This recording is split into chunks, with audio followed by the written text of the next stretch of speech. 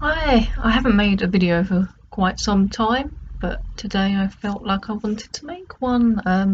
For once, I'm not going to talk about the moon and stuff, although that is just like part of me, so it just comes without with saying, really. Actually, what I want to talk about, and kind of to hold myself accountable in a way, because if I make a video saying this, then I kind of have to go through with it, if that makes sense. I'm putting a book together. Um, I'm calling the book Tales from the Fire, and basically it's going to be a collection of short stories relating to the whole idea of when we're sitting round a fire that we like to tell tales and share. And I've had many experiences of sitting in circles talking around the fire and being inspired by the fire. It brings communities together and people share. um, and also fire has been featured quite heavily in a lot of my meditation and journeys through the years.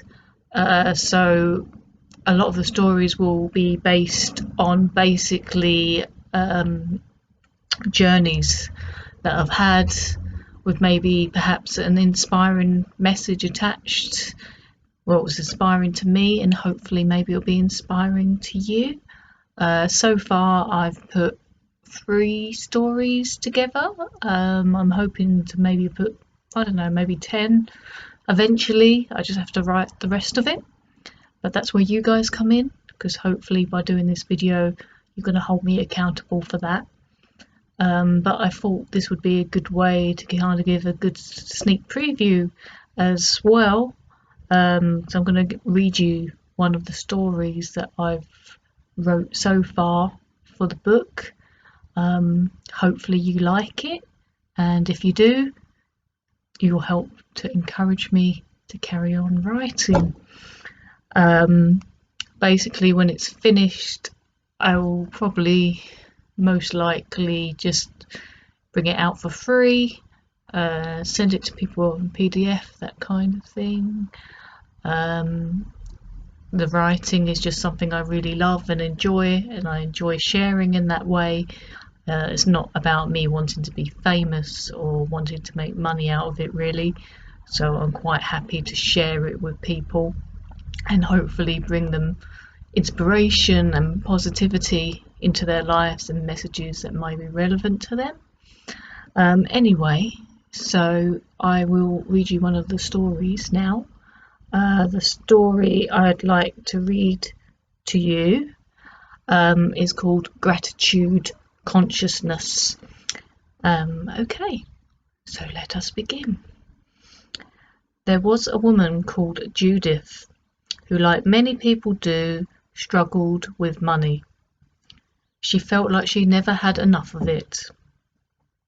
Her bills would pile up, creating debts, and her bank was always in the overdraft. Judith worried all the time about money. She would begrudge any penny that had to be spent, holding on as long as she could to her clothes until they were falling apart at the seams, and depriving herself of any kind of treats. One evening there was a surprise knock on her door. Judith wasn't expecting anyone, so she opened the door with caution. A strange-looking man stood in front of her. He was wearing brightly coloured clothes and had a feather in his very long hair. "Can I help you?" Judith asked expectantly. The man did not reply, but instead pulled a rattle out of his bag and started to shake it.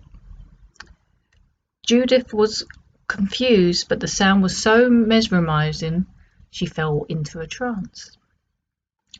Judith's house began to fade, and she was in a different place. She was sat round a fire with what appeared to be a tribe. She realized she was also not herself. She was now a man with bones around her neck. Before she had a chance to say anything, one of the tribesmen spoke. "The darkness is coming. We must move quickly." and before she knew it, she was up on her feet with the rest of the tribe, running away from a dark whirlpool of energy.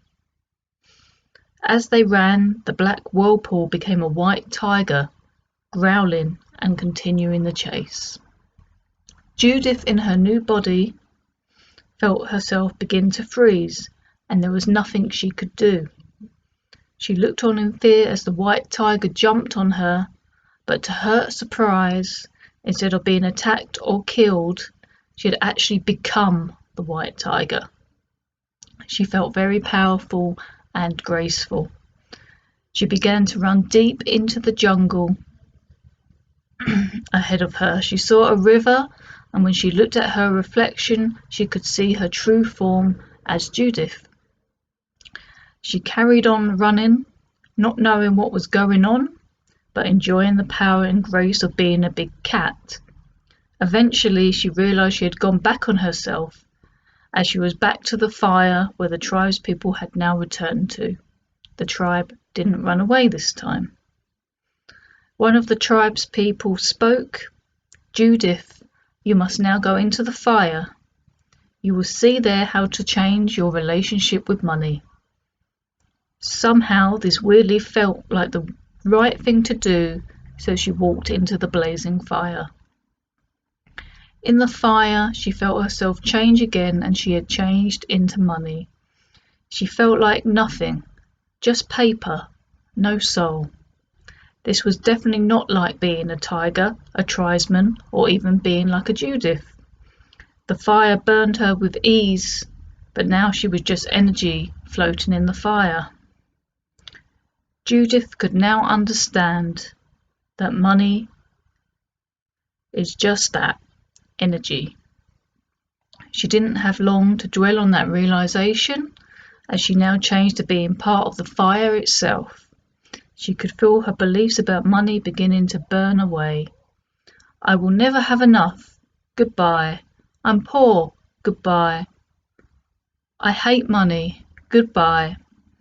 As fire, she now became smoke, moving upwards to the sky, heading upwards and upwards until she met the sun.